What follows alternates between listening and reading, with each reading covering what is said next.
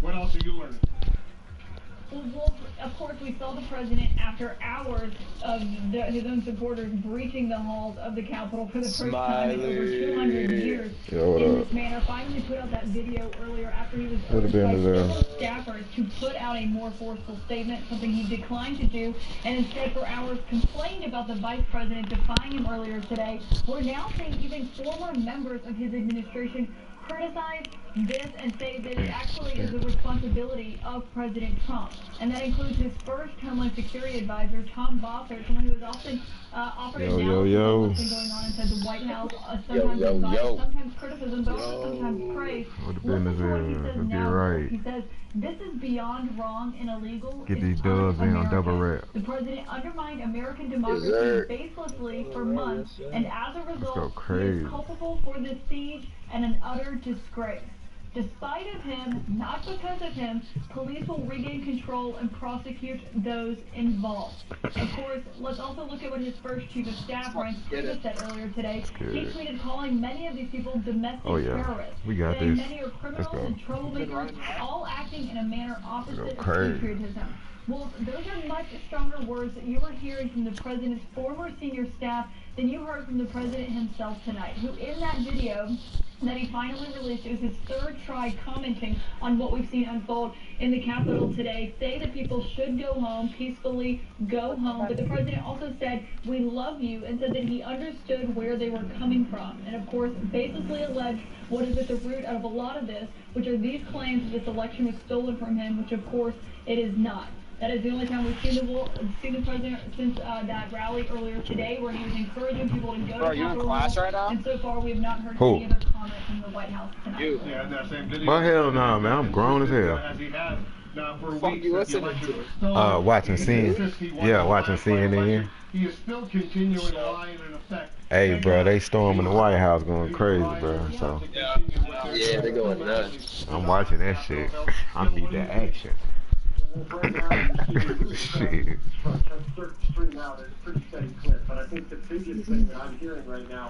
It's easy dub, y'all. What they started today. And this goes for both parties. They a bunch of slashers. I should have bought mine. You gotta get that MIDI going. I already know. They are making clear they want to finish today. Now, the big question they have, I think what everybody's waiting for right now is you gotta see this dude at the guard, that out in garden. I saw him. I always got these weird looking dudes. Oh shit, he's an old man. Hey bro, I'm gonna help you out. Here is just trying to figure out where things stand inside the Capitol building itself. So that's what is the other thing as well, I think this is one along with we can get back into the chambers, and what state are the chambers in? You obviously saw that some of the rioters and trespassers got into the chambers, what they did in those chambers, so that needs to be kind of figured out as well. But I think there's one thing and again, I say this from a bipartisan manner, lawmakers I've been talking to over the last hour and a half, they have gone about what it's they were moved off the House floor, moved off the Senate floor. You're right.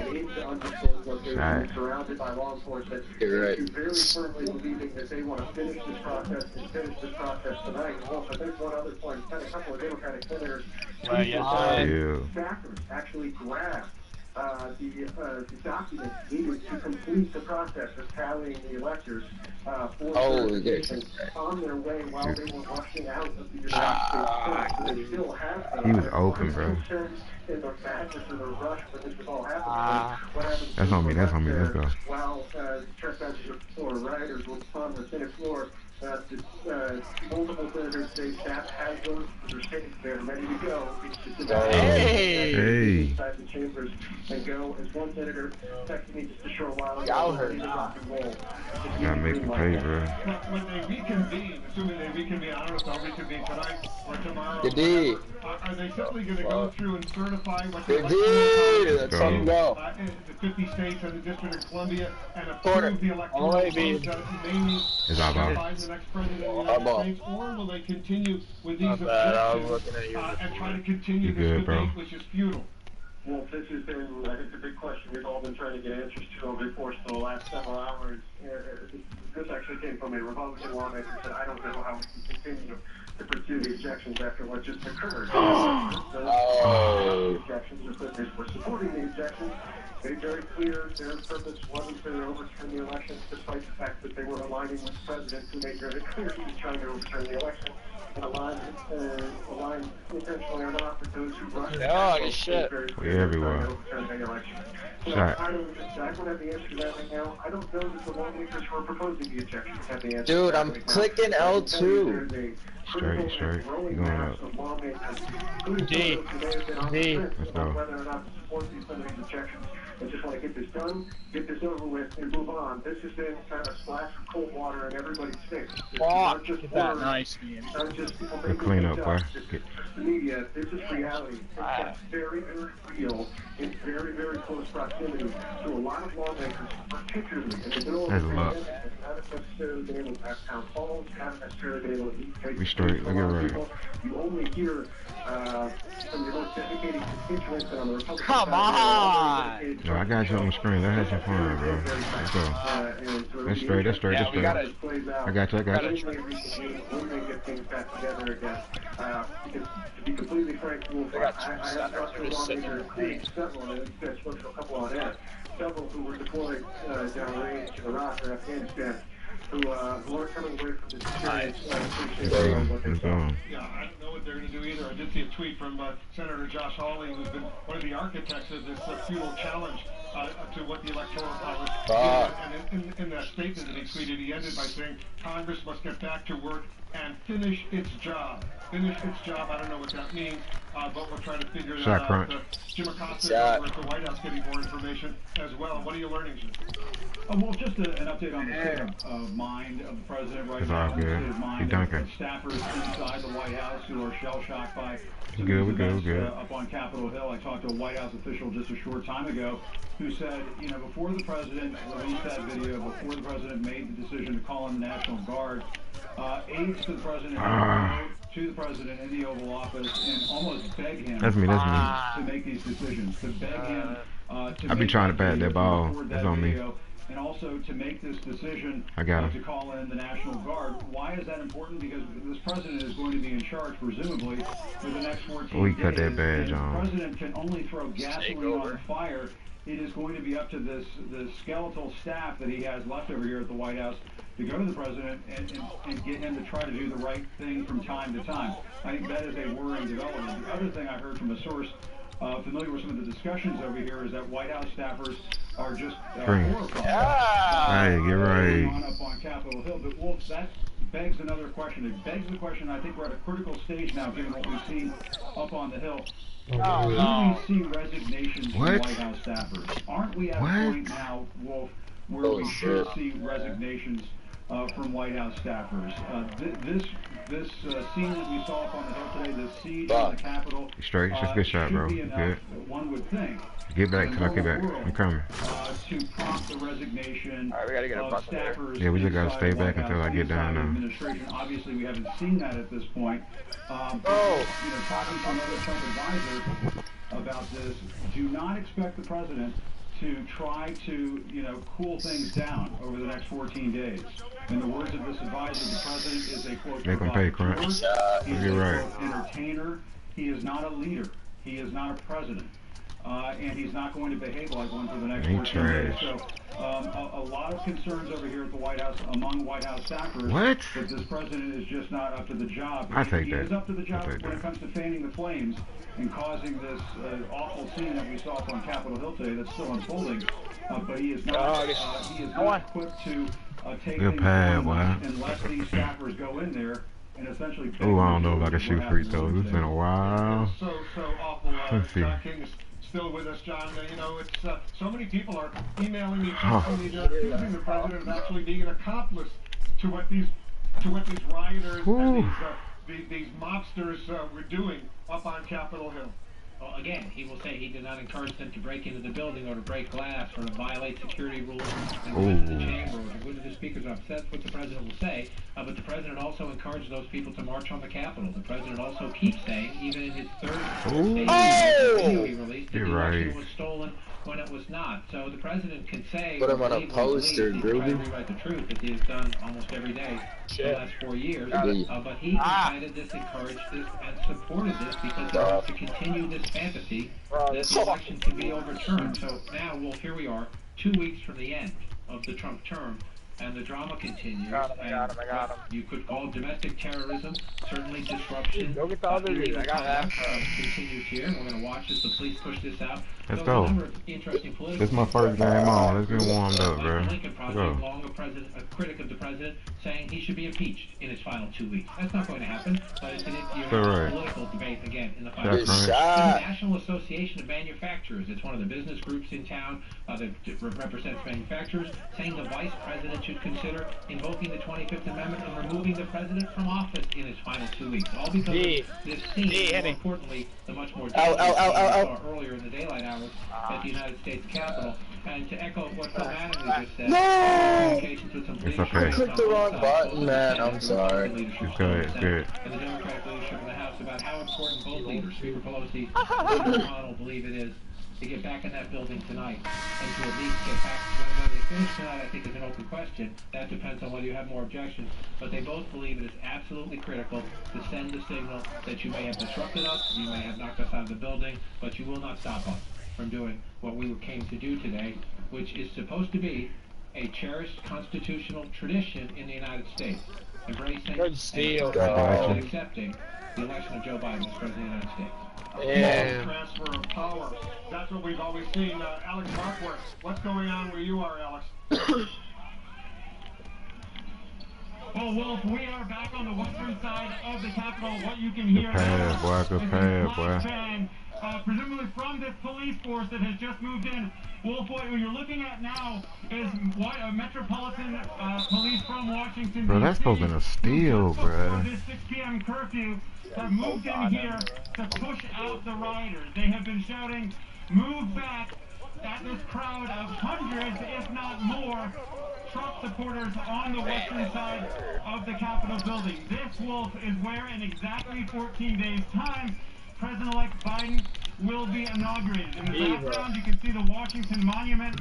The police have now decided, after several hours of this huge mass gathering on the western side of the Capitol, to flush them out. Come the fuck on! We have heard reports that it's okay. It's okay. we have not seen that in the last few moments, but there's no question that the Metropolitan Police Department, as well as the other law enforcement agencies, will not hesitate. Here we're being asked to move out. Yes, officer, we will. How did you can see this officer, for example, fully equipped with riot control gear. And as I was saying, Wolf, we do not get the impression that they will hesitate to use those riot control measures to get these masses of rioters away from the Capitol, which they attacked and have been, which they got into over the course of the afternoon, Wolf. Yeah, they should use all means necessary to get this under control. We're good. Good. What's going on up on Capitol Hill right now? Just be careful over there. You know, we'll stay in very close touch with you, Alex. And we can see crowds are still there, John King. We can see them. They're beginning to leave. But it's a really dangerous situation. Donnie O'Sullivan is still there. Donnie, tell us what's going on. Shit, hit me. Oh, hey, what the fuck? Did you shoot that? I don't know what happened, bro. That was fucking good. Here at the Capitol. We've seen thousands of people move off the lawn in the past few hours. Bullshit, bro. And they've all been telling us how proud they are. How proud they are to be a part of this mob. Shots. They're repeating all the conspiracy theories that President Trump has been spewing for months and that he spewed outside the White House today. And it's really just quite a surreal scene here, and I think we better move beyond this police line, as they're really now moving all of us out of here, Wolf. I just want you to be careful, Donnie. Be careful over there. Shit. I'm getting quickest boy. We're just some really, vile, being directed at members of the media. People again repeating these lies. People who are totally in denial that in just a few weeks only a few hundred feet from here, Joe Biden is going to be inaugurated President of the United States. And you can see we're stepping over the fences and barriers that were broken by these members of this mob earlier today. We were here. We marched from the White House. Thank you. After All the way. we marched. What the fuck is that, bro? All of a sudden, oh my god. How does that not and people just started pushing and moving off, and we've seen destruction. I'm passing. And we keep hearing over and over again. I just heard somebody else say, this is just the beginning. Well, yeah, I assume they're saying, Tony, what the president himself just said in this videotape that he posted on Twitter, that he said the election it was a landslide election. He won. He says everyone knows it, especially the other side. These are total lies, but the president. It's all good, y'all. Let's get right. These rioters to do what they're doing, right? Yeah, I keep shooting that rock, bro. It's the only way to get it right. Yeah, that's right. Well, and I mean, you and I have discussed how conspiracy theories have really just are now saying such a prominent role in American life that you're seeing this all play out here. You know, we've spoken for years about Facebook and Twitter and their failure to act on conspiracy theories and hateful speech online. And we're seeing the results of that play out here on the streets of our nation's capital today. I seen you though. In 2016, we heard about the trolls and people tried to write off anything about social media, saying, "Oh, it's only a few Facebook posts." Here's the harm. The harm of conspiracy theories, the harm of lies, the harm of people living in these online and Trump media echo chambers. They are so deluded. Hell no. Get to grips with reality and understand that Joe Biden will soon be president. In 14 days, he will become the president of the United States. Tony, just be careful over there. From the curfew that will be imposed here in the nation's capital. I started to go up, but he probably got that pogo stick on Hall of Fame. I was like, man. You're getting more information as well. What are you learning? Oh, make them pay. Make them pay, big man. Give me one. Several law enforcement vehicles have just moved into the plaza on the east side of the Capitol. Also, on fire, you can see over here there's an ambulance. Eddie Gross, our photojournalist, was ran over there where they just put someone inside the ambulance. They took that person out from inside the Capitol and put them in the ambulance. You see the riot police over here forming a line around the center steps of the east side of the Capitol. Short time ago, they moved the remaining rioters that were on the steps off slowly and peacefully. But, you know, look, as I heard Tony and some of the earlier, a lot of these rioters are basically crowing that they believe that they kind of won the day here. I heard one rioter yell at the police, you didn't take it back, we gave it back. So they have some swagger here tonight. Most of them have left the plaza at this point, but I think a big question now is what's security going to be like overnight and into tomorrow morning. I just heard Alex reporting that they're moving people off the west side, and we're expecting more police to come in shortly on the east side here as some stragglers remain. But, you know, the question is, are they going to clear everyone out of this plaza as they did in the morning? Because, again, I can't emphasize enough how quickly this all unraveled. You know, in the place where I'm standing right now, this was completely clear of people. The protesters were behind a barricade of, just behind us over here. And it just unraveled in an instant, both here on the east side and on the west side of the Capitol. Maybe let's move over this way a little bit. And, that shit out of here. You know, we did see some flashbacks going off over here on the north side of the Capitol a short time ago as they pushed rioters back. I'm holding it for 10 fucking seconds before! You good. These rioters, these mobsters, fucking go up! There's a curfew that's going to go into effect in less than a half an hour, that if they're in the streets of Washington, D.C., they could be arrested? Five. Oh, that was a long ass 5 seconds. But we don't know. Man, what? We're being harassed a little bit here, so we have to Oh, my bad, crunch. Bro. Shit. John King, It's hard to believe, John. People all over the world are watching what's going on in Washington, D.C. right now, including world leaders. There are many statements, John, from world leaders who are shocked. The NATO Secretary General says shocking scenes in Washington, D.C. The outcome of this Democratic election must be respected, and there's more and more. World leaders, John, people all over the world can't believe what's going on here in Washington, D.C. There's a threat to a peaceful transfer of power. No, and these foot soldiers of the movement, they say, will make America great again, making America I'm still up. to the world today. Well, Boris Johnson, the President's ally, the Prime Minister of the UK, issuing a very similar statement. I'm getting messages as you are from friends, I got you, bro. government officials, You straight. around the world, some here in Washington representing all these countries. Right there. They simply don't understand what is going on. They can't believe what they are seeing in the United States of America, which is supposed to be the beacon of the global democracy. It's supposed to be, that shining city on a hill.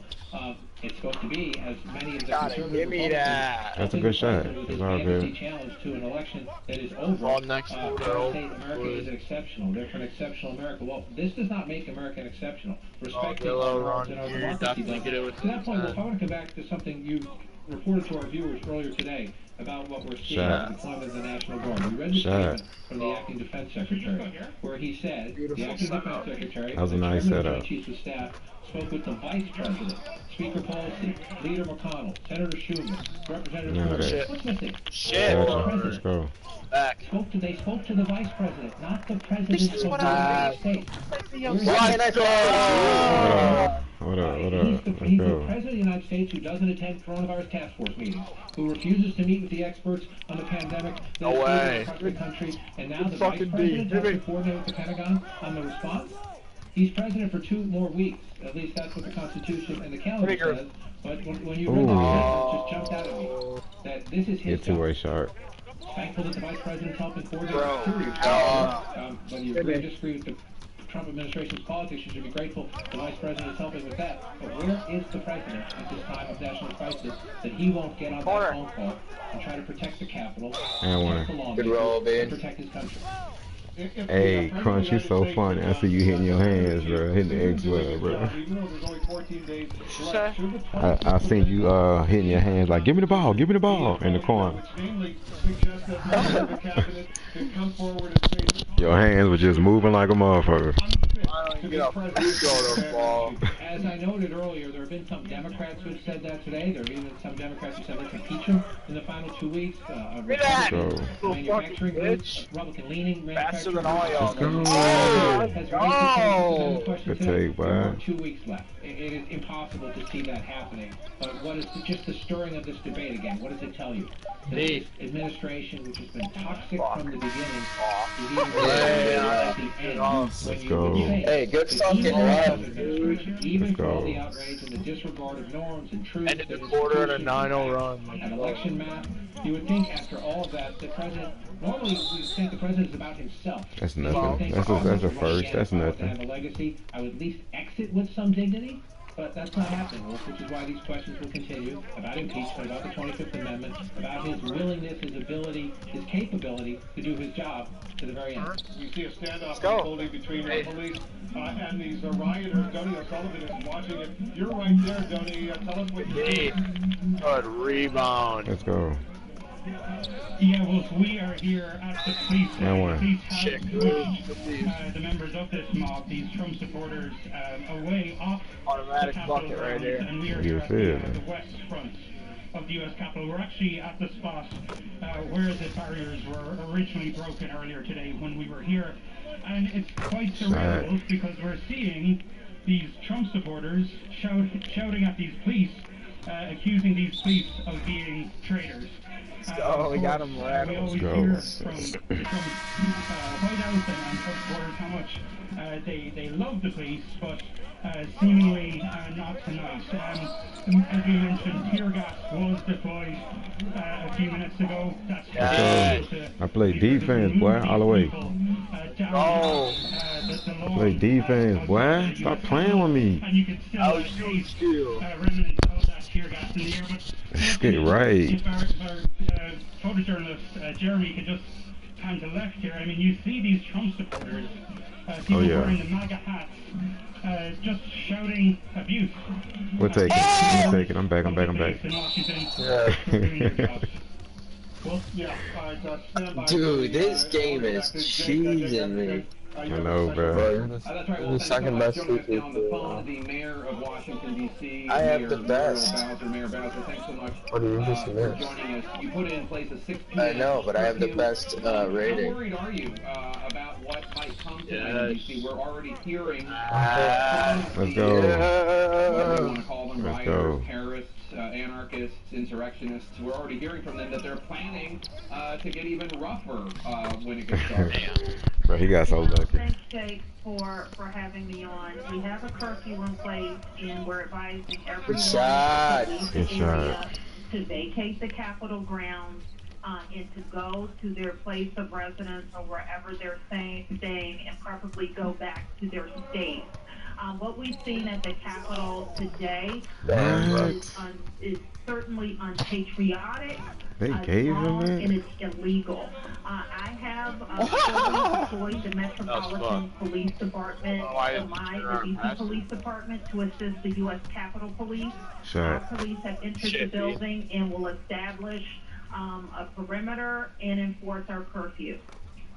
I have to say, I'm surprised that these insurrectionist rioters were able to get into the Capitol to begin with. Windows, there was blood spilled. He forced it. I know that the Capitol security is the responsibility of U.S. Capitol Police, and they don't report to you, they report to Congress. But what's your best understanding about why this was able to happen? Well, certainly we are there to assist the U.S. Capitol Police with any and all requests. I think you know the very significant perimeters we established around D.C. Street, and we're right there to support them and to enter the building to make sure we have control and maintain control in the district overnight and over the next day. Do you think if this was a Black Lives Matter protest, they would have been able to get into the Capitol and wreak the havoc that these pro-Trump people were able to cause? I mean, I think there are a lot of people watching this and saying it seems like there's a real double standard that these MAGA protesters were able to commit acts of violence that they can't imagine any of us being able to cause in Congress. Well, I can certainly talk about our response to all of the protests and our assistance to our federal partners and vice versa. And what we've seen here is a breach of our very democracy. And so we will continue to work with our partners to get it under control. Oh, that's me. Dang, bro, trying to help out, bro. I almost got taken over. That's tough. Our police are moving, and we'll work with. There you go. Finish that group. Let's go. Good take. Our neighbors, as well as the D.C. National Guard. I've requested the guards from Maryland and Virginia to also come in. So people will be held accountable. We want everybody to move out and to move out quickly. But the curfew will be enforced. So is that a yes? They will be arrested? I mean, the Metropolitan Police Department is told that if these protesters are still there after the curfew, they are going to deploy in a safe way and enforce the D.C. curfew. So that's a yes? Well, I can't tell you every single strategy that the police are going to use, but they have the curfew as a tool to move people out. Has anybody been arrested today? Do you know? There have been many arrests today and yesterday. I don't have the full readout of the number of arrests. We expect to provide that by this evening. He's so trash for that, though, bro. Has been activated. Do you have the resources you need, Mayor Bowser, to keep Washington, D.C. safe, to get control of the Capitol? We have been in touch with, we're working with many of federal resources, including the guards from a number of states that I just mentioned, and we will continue to get the resources that we need throughout the night. President Trump released a video. He told his supporters to go home, but he also expressed sympathy for them. He said he loved them. He also continued his blatant lies about the election. Do you think that video was helpful, or did it end up throwing more fuel on the fire?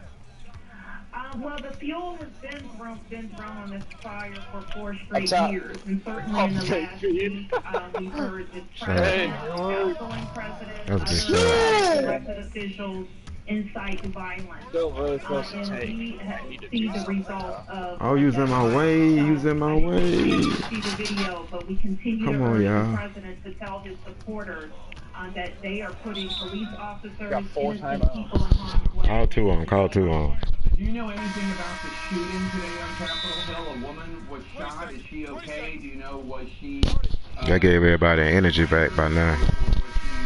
Yeah, I got a Gatorade boost too. It's under investigation, and we can't confirm the details at this time. Is there anything you can tell us about the pipe bombs that have been reported having been found outside the Republican National Committee, the DNC, and the U.S. Capitol? We know that we responded to credible reports of at least 2 incendiary devices. I can't give you no foul right now. Is there anything more you want to tell anybody watching this who might be in Washington, D.C. right now? We're telling, and our residents have heeded our guidance to stay at home. Oh my God. He hit that, bro. Grounds and anywhere else. Need a 3, bad as fuck. And they need to start moving out right now. Shot. Some people moving. I don't know. Man up, man up, man up. Man up, everybody, man up. They are. Mayor Bowser, best of luck battling this. I know, in addition to this, you have the COVID crisis you're dealing with. You need to gain another hole in your head. Thank you so much for your time today. Appreciate it. Thank you. Good foul. I mean, one of the things that I think looking at these images, you have to ask yourself, just as an American, is Donald Trump is going to be president Pass it up, we gotta get a timeout. In the United States last. That 2 weeks with him as president of the United States. This is somebody who is not only turned a blind eye to a deadly pandemic. Who won? Hundreds of thousands of Americans. Yesterday was the deadliest day in the pandemic since it began. That shit just pissed me off, bro. Now inciting violence what the fuck was that? Praising those who commit acts of violence. And as soon as you cut, it happened as soon as you cut, bro. You was standing right there. The Vice President, does the cabinet need to step in, invoke the 25th Amendment, and remove him from office before he... There you go. That's it, bro. That's, man. Jay Timmons, former Republican operative, now the head of the National Association of Manufacturing, put out a statement today saying that Pence should think about invoking the 25th Amendment. I mean, we've already heard that. That's on me. Let's run it back. That's on me. Spoke not with President Trump, Pence, about deploying the National Guard to the streets of D.C. to protect the Capitol. Why would that be the case? We have a sitting United States president who is supposed to be on the job.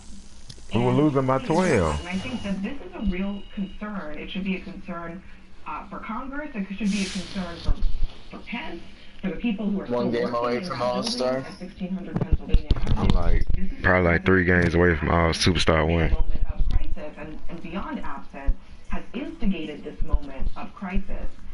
You know, when I hit Superstar 1, I'm gonna create one more build. That'll make number 7.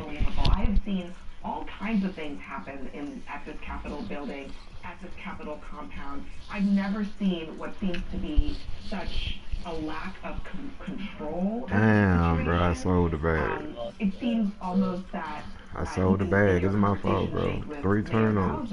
And she's very carefully I had 5 turnovers. What she can control, which are the forces under her command, and what the federal government is responsible for. And she would not criticize. She would not criticize the federal government. But she's in such a tenuous position. Who is going to establish order? Damn, I made her lose that shit, bro. I gotta get this dub back, bro. Damn, that shit was all on live, too. Damn. They have stormed the Capitol. Sold the bag, y'all. People today have been seriously injured or potentially worse, and we have not gotten a sense that there's really anybody in charge. And as you were interviewing Mayor Bowser, we got word that the Virginia governor issued a curfew for the DC suburbs in Virginia, Alexandria, and Arlington, also 6 p.m. So we're talking, you know, about 8 minutes from now, there's supposed to be a curfew in place there as well. Another thing that we've got reporting on, of course, all of this is happening, and what is on hold is the very big, very important constitutional duty that the United States Congress has, that they were in the middle of doing when all of this happened, which is to certify the Electoral College and to make it even more official that Joe Biden will be president and will be inaugurated on January 20th. Behind the scenes, because these senators we gotta slaughter them straight up. Are in undisclosed locations, a lot of them are together, and there are conversations going on. I'm mad about that, y'all. I've been thinking about that the whole time. Let's go. Was told similar that I'm mad about that, bro. I'm mad, bro. Let's go. Need a if a House member is going to raise an and I did it all on live, bro. Caused the game, bro. Stop the proceedings and have an hour, 2 hours of debate. Let's fucking get it. Let's go. Some Republicans are trying to convince the Republicans plan to object to the next state after Arizona. We knew that it was Georgia. We knew that it was. Look at Spider-Man. Trying to convince them. Okay, enough. Back down. Clearly, we need to move on and we need to wrap this up. The plan is still to try to get back into they can play tonight to get back. So we're gonna have to play. Let's go. But those conversations are happening as we speak. Okay. Yeah, let's go. The lie has been given credence by you protesting House Minority Leader Kevin McCarthy, Senator Ted Cruz, House Minority Whip Steve Scalise. You have given credibility, and that's why these people are so mad and they're rioting. Congratulations. I want to go to Manu Raju right now, who last we heard from him, he was being escorted. Why can't I green? Of the U.S. Senate taken to an undisclosed location. Manu, where are you? Are you safe? Yeah, we are safe. We are in. That's got to be a steal. Hoping a block. Officers here, and a bit of good news after a chaotic day. Law enforcement is now telling the Capitol, people telling people the Capitol building is now secure. So they feel that the building is now secure. There's a message coming from the Senate and House. You're kidding. Let's go. Good shit, dude. I might just want to let the score right. After rioters stormed the building, damaged the property, created havoc, and engaged in violent confrontations with police. Now, law enforcement believes the Capitol building is now secure. Oh. What does that mean going forward? Going forward, it means that they were pushing to get back this midget's like a mosquito. They were supposed to do. Dude! Wide open! Electoral certification. I'm told from various House and Senate sources that there is a major push to get this done tonight, to go through the proceedings on both sides in the House and Senate, to go through all the if there are still objections, to go through those objections. And as Dana just noted, there is pressure building on these dude, this guy is so short. Senators who want to object and drag the proceedings out. Republicans are leaning on some of these members to say, stop the bro, I thought he dunked it, bro. Like, that's tough, bro. Senator Roger a long portion of the day in an undisclosed location with other senators. I got him. I ain't doing no baiting him, bro. I got him. He a finisher. He probably can't shoot. Other senators have made that very clear. So, Jake, bit of good news. Capitol building is now secure, and they can hopefully go forward with the business, and we'll see how quickly they're able to do it. No word yet. Those individual senators who want to object will continue to do so. It's clear pressure is building after this chaotic day to show some unity here in Capitol Hill. Okay. I feel like I'm talking to a correspondent reporting from Bogota. The Capitol has been secured. Yeah, it's a dramatic moment. The D.C. curfew is about to take effect 3.5 minutes or so from now, and I see a lot of people walking around Capitol Hill. You know, local police The National Guard personnel, they're going to be focusing primarily around Capitol Hill, trying to get these people off the streets. But it's a really, really dangerous situation that's unfolding right now. We've heard the mayor, Jake, in her interview with you, Mayor Bowser, making it clear that everyone, almost everyone has authorization from the mayor herself. They have to be off the streets of Washington, D.C. from 6 p.m., that's in 4 minutes or so, until 6 a.m. But it looks like a whole bunch of people ignoring that order for this. It's okay, I'm back. You're there. I suspect you're seeing a lot of folks ignoring this curfew order as well. Hey, Wolf, yes, there are a... Oh, I went for the steal. At the Capitol, perhaps ironically, listening to a Beatles song, All You Need Is Love. We've seen very little of that today.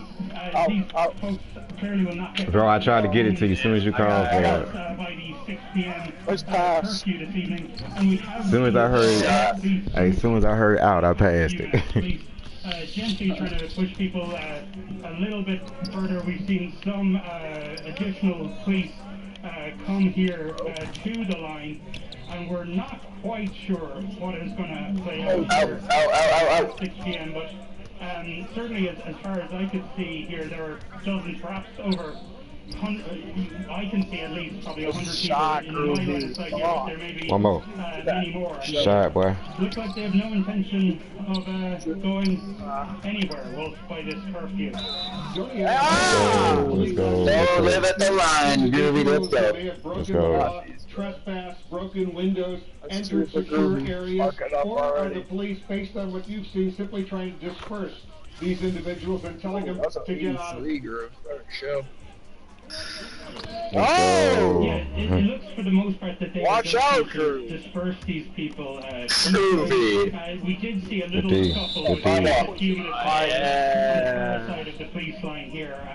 Somebody who seemed not to be cooperating. They were actually still coming off the lawn of the Capitol, and they seem to be the final few people, at least from what we can see on our side, the trespassers to be evicted from the lawn.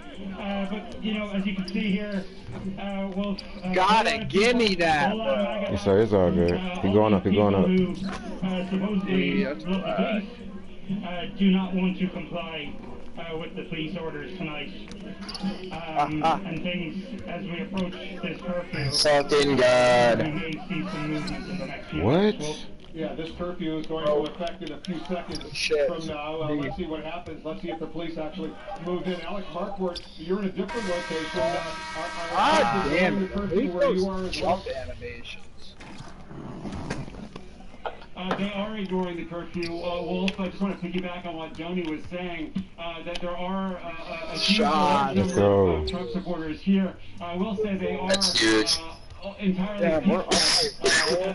There is this long line of Washington police, so that's the Washington, D.C. police, we're shooting 6 for 8. In the past half hour have slowly, methodically, peacefully pushed these Trump supporters back from the Capitol. You can see the western side of the White House, of the Capitol building, excuse me. Oh my God. Well, that entire lawn Could be one of those filled with people. Now, as we have gotten closer to the curfew, we have seen that area cleared. So a lot of this crowd, the vast majority, I would say, of this crowd that was out here this afternoon has melted away. But there is still a large number who have gathered down here. If you know Washington, D.C., this is the Capitol reflecting pool. And Smiley, for now, let's go! No sign of going home. There has been some tear gas fired. Our colleagues have seen that. We have seen that throughout the afternoon. There are a lot of riot police in full riot gear with gas masks. The ones that you're looking at now do not have that same sort of gear. So it's a bit of a mix. This has been, Bro, I had to watch that corner. I had to watch that 3.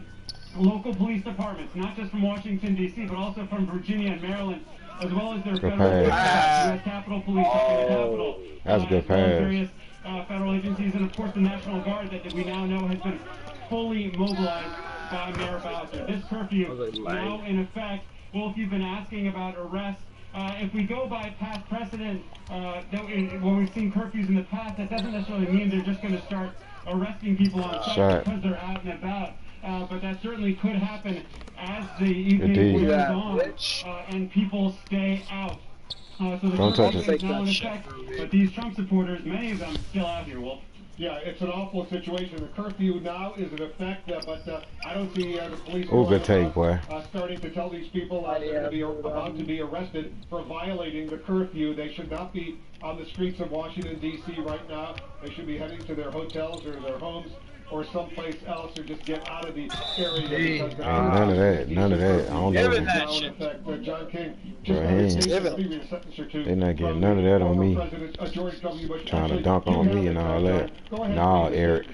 Ain't gonna happen. And it is striking, just the contrast of the last Republican president, George W. Bush, compared here to the You're gonna have to come on with it. Republican president, Donald Trump.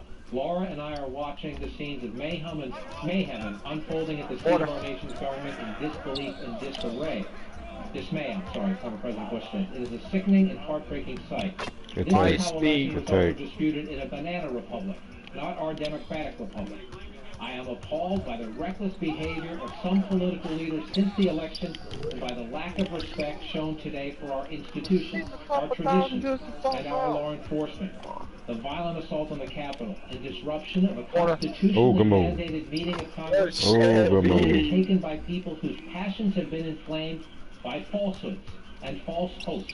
Insurrection could do grave damage to our nation and reputation. In the United States of America, it is the fundamental responsibility of every patriotic citizen to support the rule of law. For those who are disappointed in the result, our country is more important than the politics of the moment. Let's double. Go crazy. In peace and safety. May God continue to bless the United States of America. Now, again, George Bush was not a perfect man, and he was not a perfect president, but Wolf, someone who understands the man himself. Lost the popular vote, won the presidency. It was a controversial time. Oh my God! But served 2 terms as president. In the middle there, he doesn't mention President Trump, but he assault today undertaken by people whose passions have been inflamed by falsehoods and false hopes. We know who he's talking about when he says that. Yeah, and he says, let the officials elected by the people to represent our voices of peace and safety. Well, we know one person who was elected by the people, the President of the United States, who's clearly not fulfilling his duty as Commander-in-Chief and as President of the United States. It's interesting, John, that the statement released by former President George W. Bush is entitled A Statement on the Insurrection at the Capitol. That's a very strong insurrection. But it's a fair word. He's calling it like he sees it. George W. Bush, again, they supported him or not, whether you agreed with him or not, he was always plain spoken. And he's calling, and it's also true, look, it's just a fact. There's no love lost between the Bush family and President Trump. And so there is some history, if you will. But remember, George W. Bush, a president for 2 terms, the son of a president who also served as a man who, again, there can be a debate about his faults and policy, and people can have that debate. He so respected the office. He so respected the building. He so respected the institutions of government. He so respected the relationship. He so respected even when he sparred with it, the news media. A president who understood, because of how he was raised, because of the family he came from, because of his public service in Texas and his public service in Washington, he understood there are lines. There are ways to protest. There are ways not to protest. So what are you doing? There's a debate about this president. There's a debate in the Republican Party about what to do now that this president is leaving. George W. Bush, largely silent since he has left office. He speaks very rarely, and he speaks when he thinks he is compelled to speak. And so a very important statement here, talking about the mayhem, insurrection, as you say. He doesn't mention President Trump, but there's just no question. Falsehoods, false hopes, and then essentially calling on other Republicans to step up. That's the main point of the statement, calling on the other Republicans who will get back in that Capitol building as soon as the security forces tell them it is secure. And it is safe. What the fuck? President George W. Bush hoping you high, bro? Name has become a dirty word in the Trump era of Republican politics. But hopefully the people, I'll say, look to their better angels. Let me up real quick. We're going to grab this real quick. Yeah, this is the 6th. Hold on, y'all. Quickly and directly point to the President of the United States for failure to do his job. Presidential historian Doug Brinkley is joining us right now. Doug, give us a little historic perspective on what is unfolding in Washington. I've been a reporter here for a long time. I haven't seen anything like this. That was nice. Nothing like this at all, Wolf. I mean, this is the siege of the U.S. Capitol. We usually have the word siege in a war, like the Civil War, or, perhaps the Democratic 1968 in Chicago. But here we are watching American citizens, fellow citizens, break in and vandalize our U.S. Capitol in the streets of Washington, disregarding it's a heinous moment. And usually when we think of being attacked in Washington, you tend to remember, the War of 1812, when the British attacked us, or 9/11 and the scare that the Capitol was going to be a target, and you had an anthrax scare going on now. This group of Trump supporters who refuse to accept the outcome of this election have now terrorizing the entire Washington, D.C. metro area and are ostensibly shutting down other aspects of our government and country. The good news is there are surveillance cameras in the Capitol. People are going to have photographic evidence, and some of the faces that we've been watching on TV today will end up doing serious prison time for their crimes against the United States today. And what's your perspective on the behavior of the current president of the United States who has 14 days left in office? Yeah. I think Donald Trump is ill. We've known he's an autocrat. We know that he has a dictatorial bent. We know he has no sense of history. But since he full of shit, bro. He trash, bro. That he has organized an insurrection against the U.S. federal government. He has now burned his bridge with Vice President Pence, who could have perhaps pardoned him if Pence had become president for a day or a week. And now there's get out. Amendment. People at the Department of Defense. I tried to tell him to get out, my fault. Right when he shoots it, of course. Not from the little video that he did on the White House lawn today, saying he loves, how wonderful he loves these people that are breaking into the Capitol and turning people flee in a sense of terror. We have 2 people that are shot. Bro, he better stop trying to play me, bro. And Donald Trump will be implicated in this. This is a day of sedition. It's a word you usually use with, the John Adams era, or something in American history, and here we're witnessing it in real time. I think that you almost have Mike Pence right now is serving as the commander-in-chief of our country. Any federal bureau has to be keeping a close eye on Donald Trump because he's acting and thinking in an irrational way. And in order for the 25th Amendment to the Constitution to be really go into effect, it's the Vice President who has to initiate all this. The Vice President has to insist that the current President is simply unfit to be Commander-in-Chief, to be President of the United States. So tell us a little bit about that. Well, that's exactly right, Wolf. And Vice President Pence now, if he chooses to, could start trying to organize that 25th Amendment. Our country is being held hostage right now by Donald Trump. Mitch McConnell and Speaker Pelosi can't even meet on the Capitol today. Scream. Beautiful. The beginning of a new presidency for Joe Biden and Kamala Harris. So I think we now have to go into our Constitution bag and find what we can do to control Donald Trump. And certainly the 25th Amendment is there. It's an extreme measure. I never thought, Wolf, I'd ever think that could even occur in our lifetime. But we're living in very weird and strange times. As all the images of mayhem going on in Washington, D.C. shows us. Yeah, and if you want to appreciate how, let's say, unstable the president is right now, with only 14 days to go, look at this. A quick reaction, Doug, before I move on. This is what the President of the United States just said. Hard to believe, but I'll repeat it. These are the things and events that happen when a sacred landslide election victory is so unceremonious. Come the fuck on. stripped away from great patriots who have been badly and unfairly treated for so long. Wow! His love and his peace. Remember this day forever. Some We will assist, remember Dean. this Fuck day you doing? forever, but it's not the way the president wants us to remember it, because this is an awful day in American history. This is not a glorious moment. No, President Trump's right. It is a day that will live in infamy. That's cool. He's dope and Franklin everything. Roosevelt said at the time of Pearl Harbor.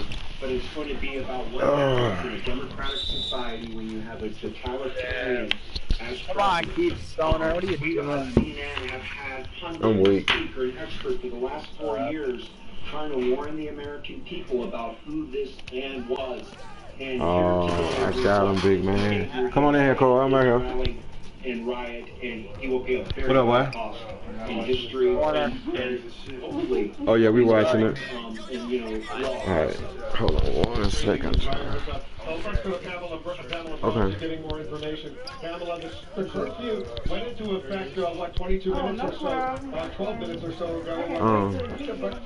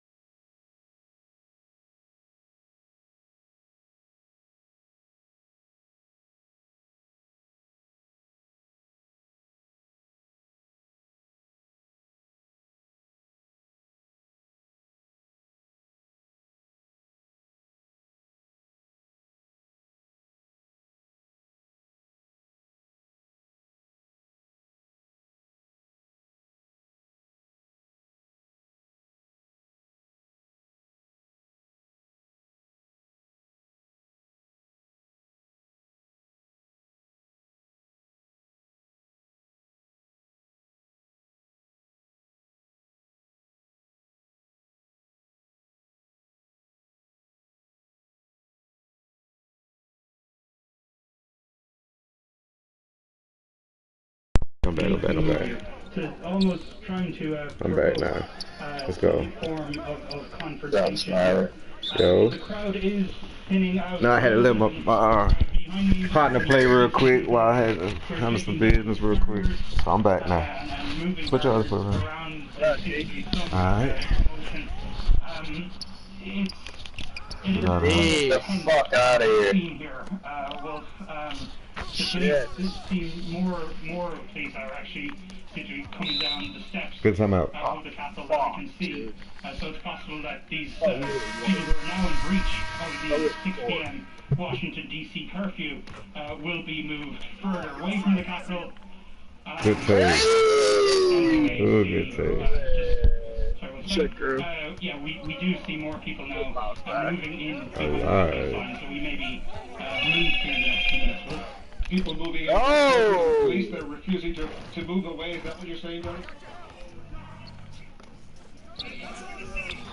Yeah, we're seeing sort of some backup coming in for the police. But yeah, as you can see, there are some Trump supporters here. It's okay, bro. Who are trying to get in the police's face. Another thing, Wolf, is there's a lot of guys who are playing soldier here. They're dressed up in khakis, they're dressed up in camouflage. But they don't serve their country. They gotta hold it down, y'all. Here, they think, I guess, that it's all a game. And that's the thing, Wolf. You know, all the people here, the folks that I've been speaking to here, they all just believe in this conspiracy theory. Conspiracy theory taking over a not insignificant part of the American population. And we're being moved here a little bit. Go. Wolf, I think we're just moving down the street here. You can see with shields. He's shooting. Damn, I thought he was shooting, bro. There's a sense, I think, in the next few moments that the police will try to push these Trump supporters further away from the Capitol. And of course, they've been here all day. They've been here from a few minutes after Trump finished speaking. That speech, which was, again, full of lies and conspiracy theories. Those supporters reached the Capitol and breached through those barriers. So this is finally clear for many of us. Are these people that you're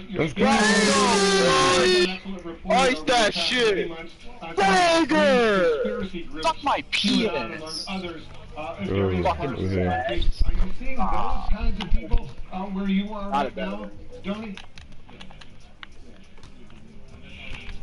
You know, well, what we've learned from traveling the country for the past few months, speaking to supporters, is that so many people who support this president buy into these conspiracy theories. And although right now I can't see anybody with a sort of QAnon sticker flag, what I have found, and it's unfortunate that, you know, as you begin talking with many of these folks, they're trying to get this in 1.6. These lines from QAnon, He's 28 born. Go crazy, bro. Go crazy. So much rap. Go crazy, bro. We're about to get so much rap. Fox News, because Fox News called the election for I'm about to get hella back. I got you. GG, the eyeball. You know what it is. Of misinformation and mistruths that many of these people. You want me playing that ice, Smiley? And we are moving. Yeah. Alright, bud, we'll probably be on. Alright, cool. Oh, I did get so much rap, like at least, like over 2. What's the Celtics game, Dan? I'ma just stay in the lobby, run with some randoms, I guess. I got like an hour, and then I'm gonna be getting off. Hey. I just want you to be very, very careful over there. Let's go, Chip. Nice Chip. Hey. It could get even more ugly and dangerous in the coming minutes as we see the police beginning to move in. Are the police telling these rioters over there? Do they have a you should make a slasher. You must be off the streets. There is a curfew in effect. You will be arrested if you refuse to obey the law. I'm staying in. These are individuals who claim they support law and order. I gotta go eat. You guys can obviously keep playing, but I gotta go eat. Alright. So the police, not at least from our position here, we haven't heard those sort of announcements come out from we can play one round, and that's fine. A lot more movement in the we just continue to play our defense. We straight. 6 p.m. curfew hour. I spoke to some folks here asking them, did they care that they were breaking this curfew? Some folks asked me sort of sarcastically, oh, what time is it? Oh, should I get out of here?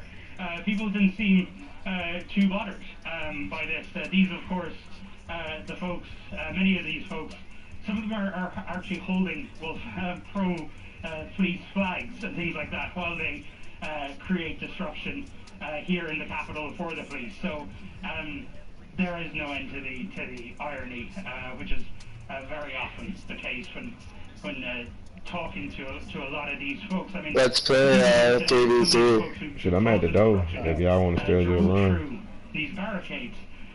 They told me earlier they view themselves as patriots. They view any person who lives in the real world and sees that Joe Biden as president-elect of the United States, they view them as the traitors. So folks are so far down these rabbit holes of misinformation as we see the police line now moving forward here just a bit again, Wolf. And folks, as we've seen all along here, we haven't seen so much the Trump supporters pushing back on the police line, but just taking those baby steps, and of course, past curfew here. Yeah, the president just moments ago in that tweet called them great patriots. Really a sick situation unfolding. Alex Marquardt, where are you? Who all still playing? We're a little bit not too far away from Tony O'Sullivan and what he is seeing as well.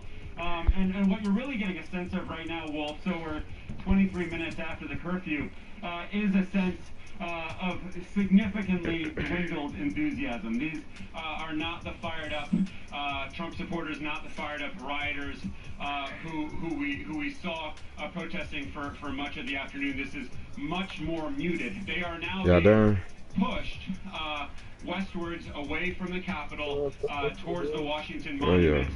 The police line is encircling that group of protesters in their reflective vests with their helmets on, batons at the ready, pushing what has been an aggressive crowd, but not a violent crowd, at least for the past hour or so. We're not necessarily seeing violent altercations taking place as the police push them back. In the time that we've been back over here on this side of the Capitol, and certainly since the curfew has gone into place, we have not seen the police having to use things like pepper spray, tear gas, some of those pepper balls that we have seen in previous protests here in the nation's capital over the past year. But you are very much seeing this large crowd, and it still is a large crowd.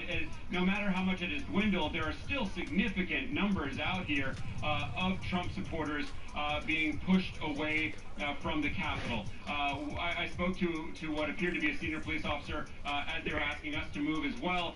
He said the intention was very much to clear the area, to make the Capitol a safe area after an incredible, surreal afternoon of violence. We have been using that word over and over again, surreal, because it simply is. To watch Americans breaking in to the Capitol building, scaling the walls of Congress has just been absolutely extraordinary to witness. What you're looking at now, Wolf, I'm going to ask my cameraman Ronnie to point over to the right. That line of police that we were talking about, they now have riot shields, tall plastic, clear riot shields that will help them in their efforts now to push back these protesters, these rioters. As you know all too well, Wolf, things can change very quickly when darkness falls. It is now dark out here. There is now a curfew. I would imagine that many of these people out here know that there is a curfew and are still resisting going home. So this is, if you will, a more hardcore element that has yet to melt away. But given the sheer magnitude of law enforcement out here, I would imagine that they will be rather effective in getting these rioters to leave this area. As we speak, Wolf, you can see them moving forward and pushing them away, and we're going to have to move out of the way very soon as well, Wolf. Yeah, this curfew has gone into effect almost a half an hour, but these rioters, they have no intention, apparently, at least not now, of honoring the law and agreeing to leave. You know, Maharaja, this information that we just got, that a woman who was shot inside the U.S. Capitol during the riots earlier today was now pronounced dead at a local D.C. hospital. You're there. You're inside the Capitol. Give us the latest on what's going on. Well, if I can tell you that senior law enforcement officials in the Capitol, along with some key officials who deal with how the Senate floor operates, just had a meeting, and they walked through the meeting. A larger group of senators, presumably to brief them about what the plans are going to be tonight. And I can tell you that leaders on both sides of the aisle are pushing to continue with what they try to do. These rioters trespassed and broke into the Capitol to continue the electoral certification process. The goal is to get that done tonight. Also, the goal among Republicans in particular is to aid those Republican objectors, the ones who have been dragging out this process. We about to demolish them. Let's go.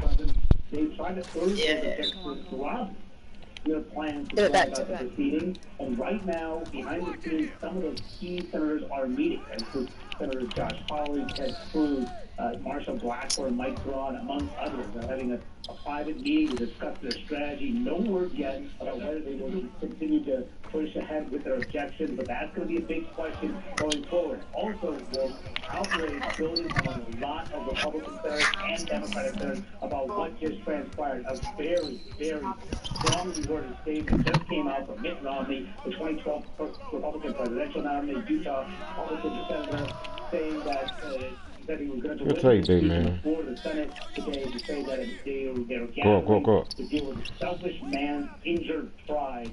He is deliberately misled and informed their supporters. Come on, bro. Are you serious right now? Open a block. By the President of the United States. Those who continue to support his dangerous gambit by objecting to the results of a legitimate democratic election will forever be seen as being complicit in an unprecedented attack against our democracy. They will be remembered for their role in this shameful episode in American history.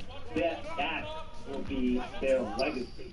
Very, very strong words from the Republican presidential nominee from 2012, 9 years ago. And it just shows you the raw emotions that a lot of members feeling on both sides of the aisle, trying to appeal to some of these Republicans who have been objecting to drop their objections, move forward quickly, show some unity after what we've all witnessed here on Capitol Hill. Get back. The Attorney General of the United States, Jeffrey Rosen, just issued a statement saying the violence at our nation's Capitol building is an intolerable attack on a fundamental institution of our democracy.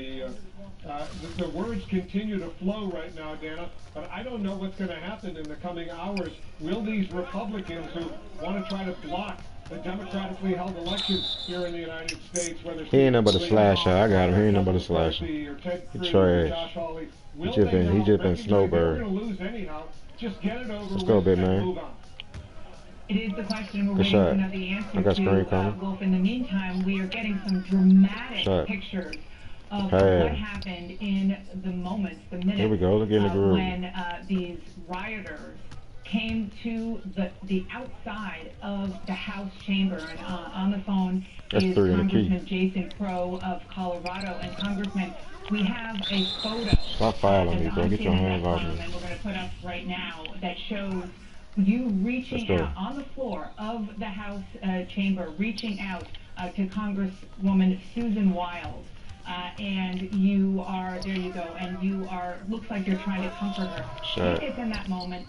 What was going on? Yeah, that was a very we just got to get back. I'm going to stay back. I'm going to have to find a way to stay back. I've been in Iraq and Afghanistan as an Army Ranger. We were actually trapped in the House chamber at that time. The mob had descended and broke through the security cordon of the Capitol. They had already evacuated the leadership and the members who were on the floor.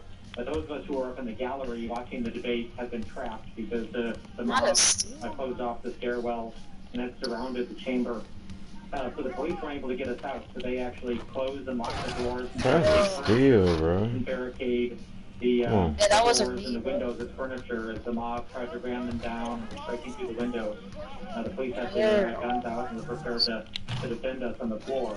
But we were told to lay down, and you know, my friend Susan, of course, a dear friend, wanted to make sure that we were comforting each other. That's interesting. Now that I look at it, it makes sense. You were up, sort of looking down on the house floor in the gallery. You mentioned you were a U.S. Army Ranger. You did 3 tours of duty in Iraq and Afghanistan. You were an 82nd Air Force Platoon. You were awarded the Bronze Star. How did that experience? Don't check him. Don't check him. He's slashing. What we're seeing now and what you just described in the beacon in the home of democracy, the U.S. Capitol, as an elected member of Congress. Well, when I was an Army Ranger, I was trained to fight. And I joined because I love America, and I love our country, and I've always wanted to defend her. And you know, I went abroad and served 3 combat tours in Iraq and Afghanistan to do that. I never thought of being in a situation of having to fight. Come on, baby man, I get right. As a member of Congress, United States Capitol on the House floor in the year 2021. It's surreal, and to be honest with you, I'm still experience and coming to terms with it. But we have some very serious questions that we need to answer here in the days ahead about what this means and what we have to do to respond to it. And as we were speaking, Speaker Pelosi announced that the process is going to resume tonight. Do you know anything about what the plans are and how quickly that is going to begin? I think it's important that we do resume it tonight. It's my understanding that they are clearing, or maybe they've already cleared the Capitol at this point. We have to go back as soon as we can. And we need to complete this work, certify this election, and move our country forward. We will not be intimidated. We will not be browbeat. We will keep up doing our work. It's the people's work. And the vast, vast majority of Americans are good, decent, hardworking people. Their voice will be heard. Come on, bro. They probably let us get that block, bro. And they will either be counted tonight or they will be counted tomorrow. But we will get this work done. Congressman Jason, thank you so much for calling in, and thank you for everything that you've done there. And you're absolutely right. There are so many questions that I know you're asking. Everybody's asking about how this happened. These pictures, that's one of them. Lots of other pictures of these rioters sitting at desks they should never be sitting at on the House floor, on the Senate floor. Thank you so much. Jake, I know you have a lot of relationships with members of Congress who were in the military, and they come to Congress as, you know, at the next step in their service to this country, and you know, just a different form of service.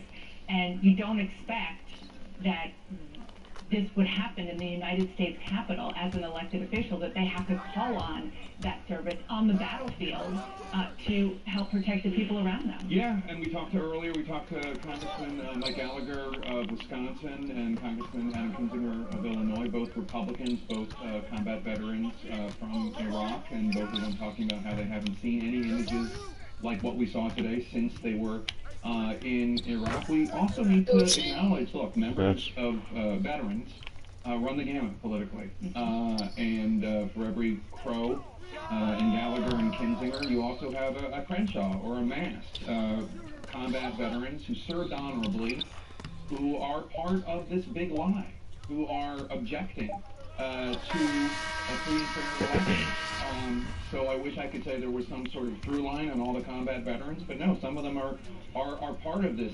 monstrosity. People who have been fed lies by the president and his supporters. And again, as we've talked about many times, I don't know if the president believes it, or he doesn't understand what happened, or there's some sort of psychological issue I'm not capable of diagnosing. But whatever it is, he keeps lying. And you see the domestic terrorism that results, which is exactly what this is. Domestic terrorism by Trump supporters. And as all of this is happening, you're hearing almost parallel conversations unfolding in Washington and elsewhere among elected officials. You have you ain't got to check him. I got him. He's nothing but a slasher, bro. That's all he want to do is cut to the paint, bro. Bringing articles of impeachment against Come on, bro. Look at that. top Democrats, not, you know, lower level rank and file members, but people 3 blocks. in Let's go. talking about Come on, that. them boys. And you Let's also have Republicans, several of them, now talking about whether the 25th Amendment should be invoked. The Vermont Governor, Phil Scott, just a few minutes ago, tweeted that President Trump should resign or be removed from office by his cabinet or by Congress. He is a Republican, an anti-Trump Republican, but a Republican nonetheless. And that's a very significant statement. This is a president who only has days left, but clearly people in positions of power, in positions of government in this country are more alarmed now than they have been in the past. And the reality is, we very well could be facing the darkest 14 days of this presidency yet. We just have a few weeks left, but this is a president who is becoming increasingly desperate. And you're hearing from his staffers. Mike Pompeo has tweeted condemning the violence. The National Security Advisor, Robert O'Brien, tweeting condemning the violence. Early. Good shot. Tweeting in support of what Mike Pence Good did shot, bro. in carrying out parts of his duties today. It suggests that people around the president, even the ones who are working for him, want to distance themselves from what he is doing today, which is inciting this violence. In this last tweet, encouraging this violence, patting his supporters on the back for this violence. So there's something happening here. What it will amount to is really unclear, and of course, time is running short. Yeah, and I mean, those are all really excellent points. And look, I mean, we have the former chief of staff of the Department of Education under Trump, Josh Venable. He posted on Facebook, if the cabinet is not right now, man, come on, bro. Invoke the provisions of the 25th Amendment to remove trash too, bro. From office. It is a complete dereliction of their duty and a betrayal of their constitutional oath of office, but I won't hold my breath. That is the former chief of staff to Secretary of Education, Betsy DeVos. He's sending a message to her, you need to be invoking the 25th Amendment. And I posted that on Twitter, and Barbara Comstock, former Republican congresswoman from Northern Virginia, former Department of Justice official under George W. Bush, agreed. There is a real movement by conservatives, we shouldn't overstate the case, most of them are still pretty cowardly, to just acknowledge, they're like, oh my God, I don't know if the United States is going to be able to survive 2 more weeks of this guy. I spoke to a very close ally of President Trump earlier today. Bro, you can't be going off of that, bro. And this ally called it a piece of... It's all good, it's all good. Literally called it that. He was so angry at that because he was completely and totally, you know, energizing. Even though he was saying go home, he was continuing to energize and repeat all of the lies that led to this situation. And this person said, you know what? Maybe we can at least, the very least, convince him to go to Joe Biden's inauguration. Maybe that can save him from being the worst president of the United States. No. Don't hold your breath. Well, I don't know. The historians will weigh in on that. But we should point out that the curfew in Washington, D.C., which was imposed by Mayor Muriel Bowser of Washington, D.C., the curfew was imposed, it started at 6 o'clock. At 6:40, and you still see lots of people in violation of the curfew.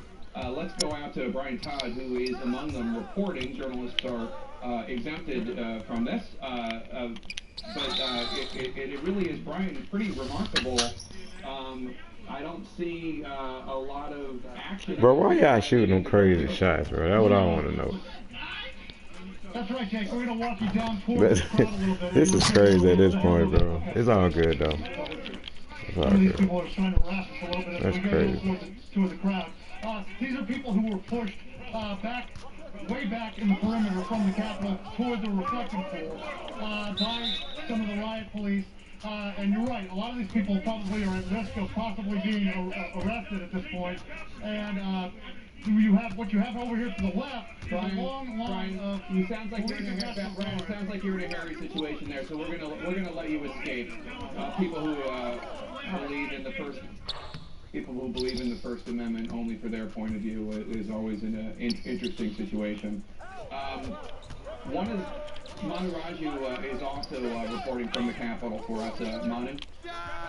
just saw Senator Chuck Schumer, the Democratic leader, soon to be Senate Majority Leader, walking into meetings with senators and other key staff, and we asked him, what is next year at the electoral vote certification? He said 8 o'clock. 8 o'clock, meaning 8 o'clock Eastern, is when they expect the Senate to reconvene to begin to continue with the process that was interrupted by the rioters who trespassed the Capitol, to continue with the electoral vote certification process. So Schumer said 8 o'clock p.m. Eastern. So he walked into his meeting, didn't answer any other questions. We'll see if we get any more clarity coming out, especially if some of the objectors on the Republican side still plan to drag out the proceedings. We know there's a lot of pressure for them to drop those efforts. Uncertain if that's going to be the case. But at the moment, House and Senate leaders plan to move ahead. Nancy Pelosi sent a letter to all House members saying they plan to move forward tonight. More details are about to come out on that as well. So expect this to reconvene tonight. It could be a long night, maybe it'll be a short night and a show of unity. But nevertheless, at least by 8 o'clock, Jake, we should expect these proceedings to continue. All right, Manaraggio, and we should know President Trump has not had one word of criticism, not one word, for any of the activities by these Trump-supporting domestic terrorists who stormed the Capitol today, not even for the individual who left the pipe bomb outside the Republican National Committee headquarters. Caitlin Collins covers the Trump White House for us. And Caitlin, what is going on inside that building? I know there's a lot of ride or die folks there, but even they must be shocked and dispirited at what they're seeing. I think they are, and I think the president is feeling very isolated right now because he has been hearing all day from staffers who said he needed to put out a more forceful statement. Of course, the president then put out that video and then later tweeted defending what we saw happen on Capitol Hill today. His national security advisor, Robert O'Brien, who is incredibly closely aligned to the president and typically is a pretty fierce defender of his, is tweeting that he is in agreement with the vice president in the actions he took today, saying it took courage to do that, of course, as the president has been criticizing him and complaining about him and focusing more on what Pence did than what has been happening with his supporters on Capitol Hill. And right now the president is still in the West Wing, we are told. And Jake, I'm learning that the president does not want his Republican allies to drop their efforts to challenge Biden's win, to object to his win, what we're expecting to play out for several hours on the Senate floor today before, of course, the pro-Trump mob breached the building. And the president does not want them to stop. And there's been some discussion, our colleagues reported, among Republican senators about abandoning those efforts. But I'm told the president wants them to keep fighting, he wants them to keep going, and does not want them to drop those efforts, even though, despite what the president did earlier today, holding that rally, of course, resulted in what we saw this afternoon on Capitol Hill. All right, Caitlin Collins, thanks so much. And again, President Trump has spent so much of his presidency accusing his critics of what he is, of what he has done. And I would just like to remind our viewers that President Trump now for years has referred to journalists as the enemy of the American people. Ask yourself who's the enemy of the American people right now. It pretty clearly seems to be President Trump who is encouraging a mob insurrection to storm the Capitol, threatening Democrats and Republicans alike. Somebody left a pipe bomb outside the Republican National Committee headquarters. Yeah, man. This is crazy. It's all good. I'm just ready to get the game over with. And in many ways, we should not be surprised. This is somebody who had a supporter, Caesar Sayoc, who mailed pipe bombs to Democrats and to media organizations. Dude, I saw. This is somebody who both sides, in terms of the white supremacist march in Charlottesville. Jim Acosta also covers the Trump administration, the Trump White House for us. And Jim, I think there are a lot of calls right now from Republicans, including a former Republican congresswoman, for the cabinet to meet and invoke the 25th Amendment.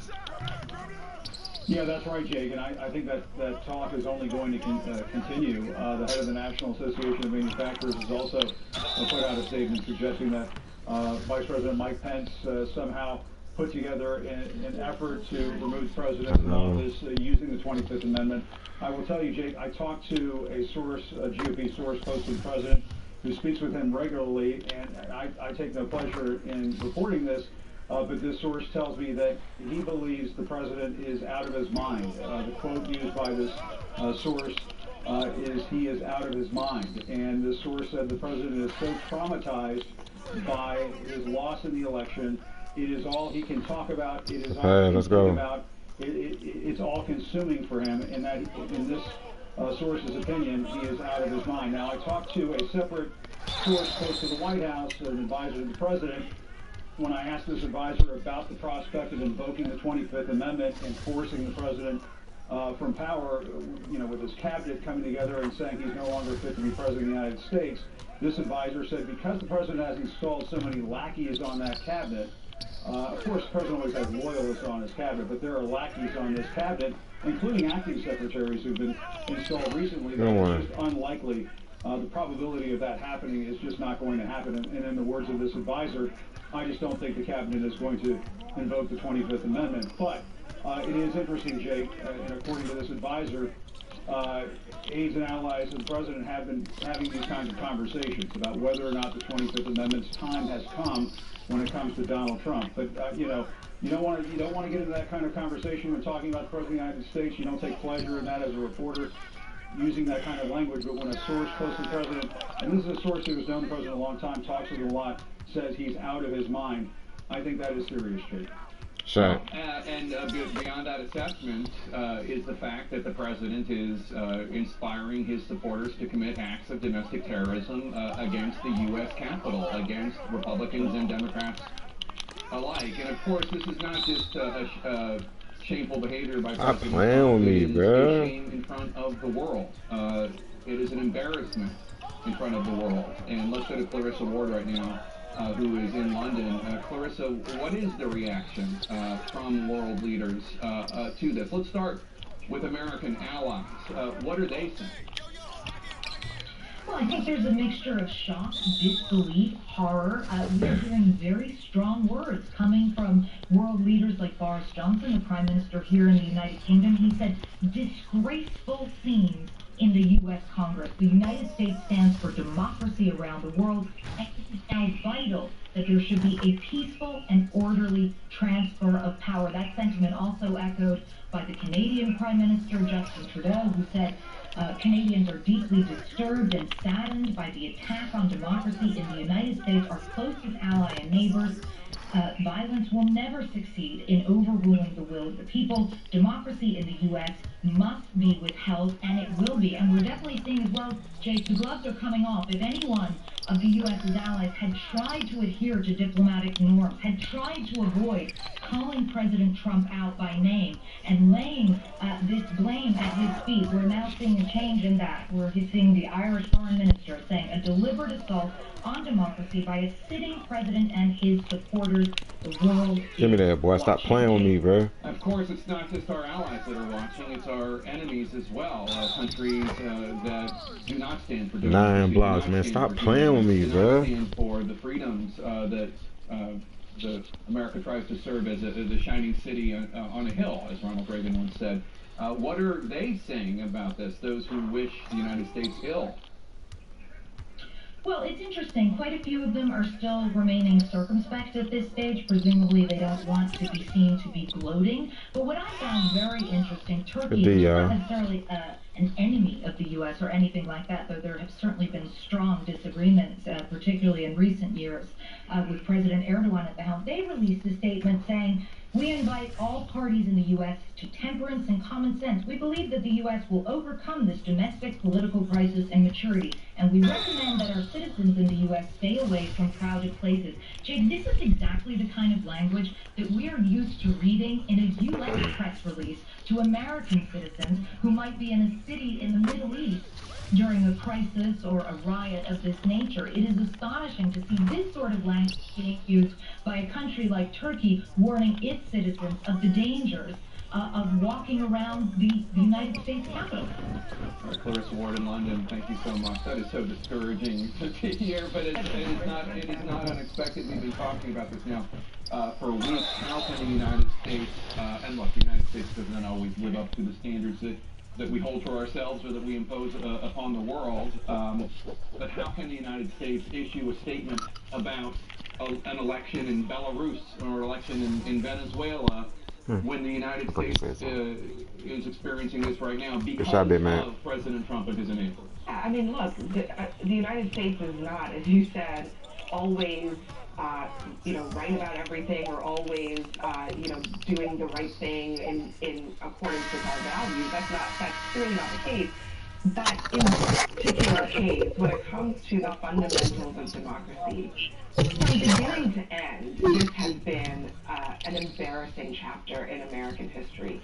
From the point at which President Trump, even before the votes were counted, was calling for the count to stop because he didn't want, additional votes to be counted that might come in for Joe Biden, to the point where he continued to talk about fraudulent votes that he just claimed were fraudulent because they weren't. Pass to the point guard, big dog. What you doing? All things that in another country would be signs of, a democracy that was not strong, that was failing, that was backsliding.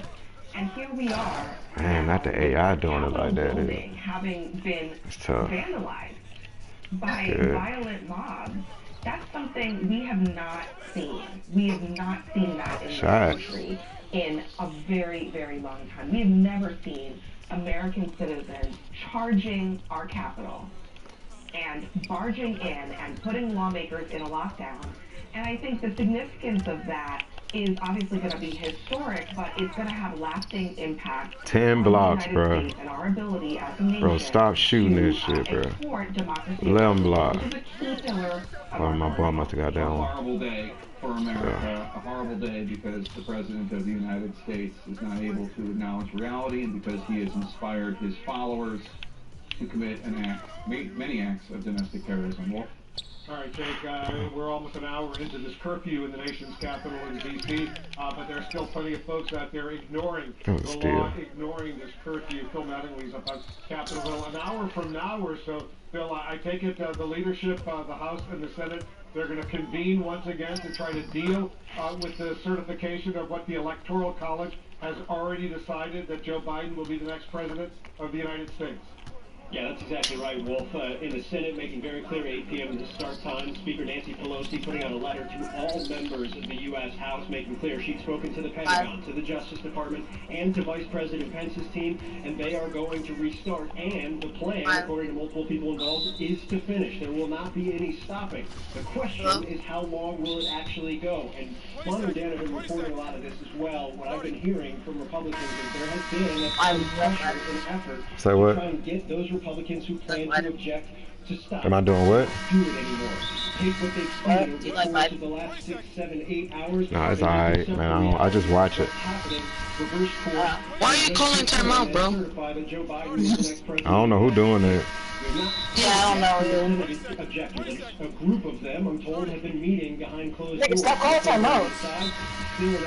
Come on. Oh, it's still arrested. Stop calling timeout. What was us? Kathy McMorris-Rogers, a Washington Republican, who told her hometown paper Alright, let's go. just yesterday that Nobody got no time on. Let's go. Alright. Has now changed her mind, and she changed her mind based on, at least according to her statement that was posted on Facebook, what she saw today. She will now vote to confirm that Joe Biden is to certify Joe Biden's electoral count, and she also called on Donald Trump to condemn what has occurred over the last several days. And I think this is the thing we've been trying to figure out. Wolf, you and I spoke about it earlier.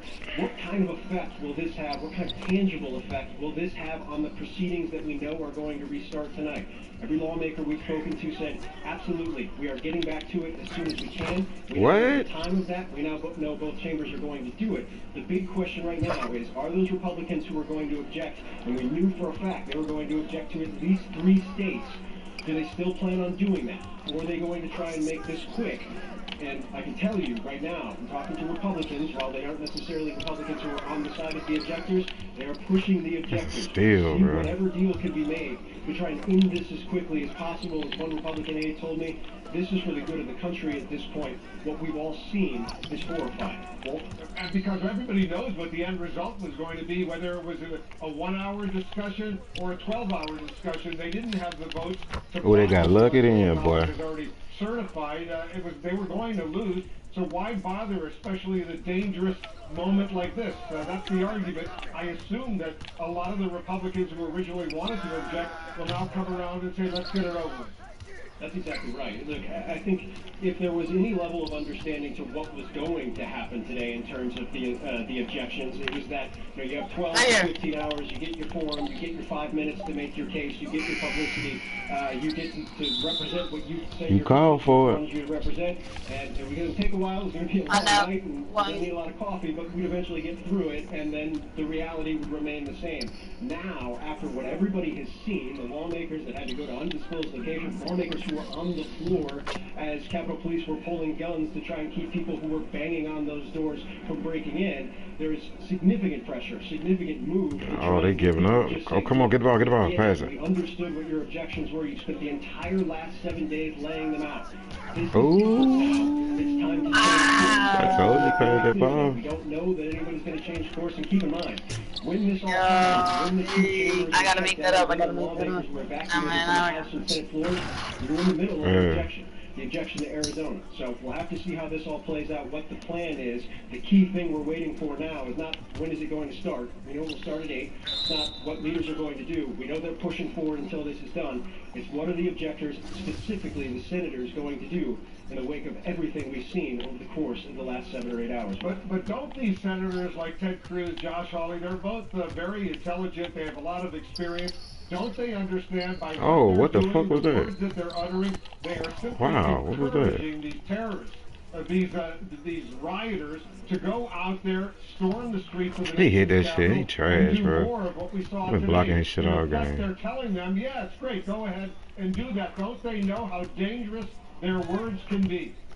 You know, I can't speak for where the senators are, Wolf. Obviously, they both put out tweets and statements condemning the violence and condemning what we've seen today. I think the one thing that today rips the veil off of is senators who were involved in the objection process, who wanted to be objectors, who said, look, this has nothing to do with overturning an election. This has nothing to do with what the president's saying. Ignore what the president's saying. We're doing this just to raise the issue, just to have the conversation, just like Democrats may have done in the past.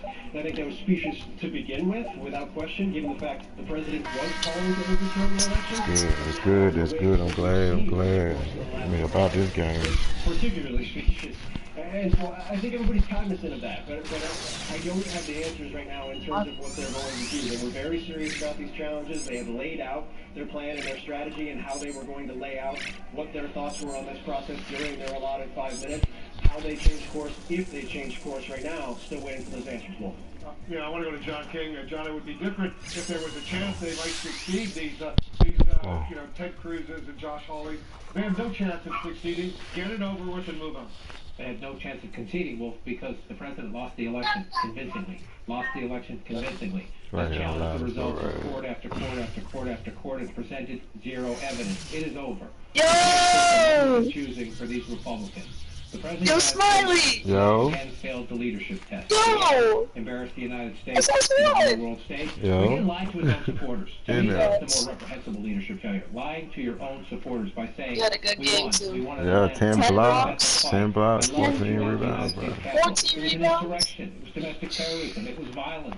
It was illegal. And the president of the United States said he loved it. So now, what does Senator Cruz do? What does Senator Hawley do? What do these House Republicans do? What's more important?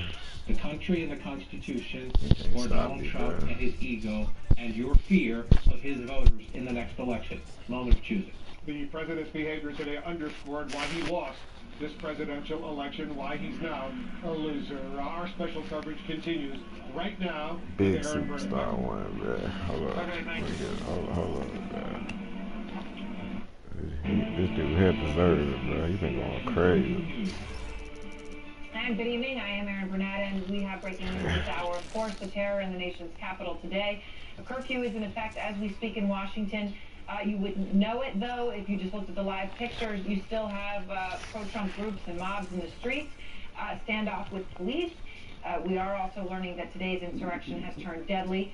A woman was pronounced dead at a hospital after apparently being shot on Capitol grounds. Amidst this, and at this hour, we can now confirm the entire D.C. National Guard has been activated, and they're going to be joined by the Virginia State Police and Maryland troopers, as well as up to 500 members of the National Guard of the state of Maryland.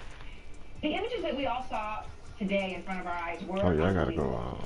It's not something anybody ever expected to see in the United States. Anarchists breaking the glass of the United States Capitol, breaking in, then entering.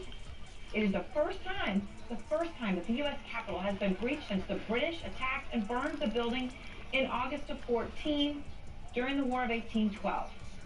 And then, inside, an armed standoff.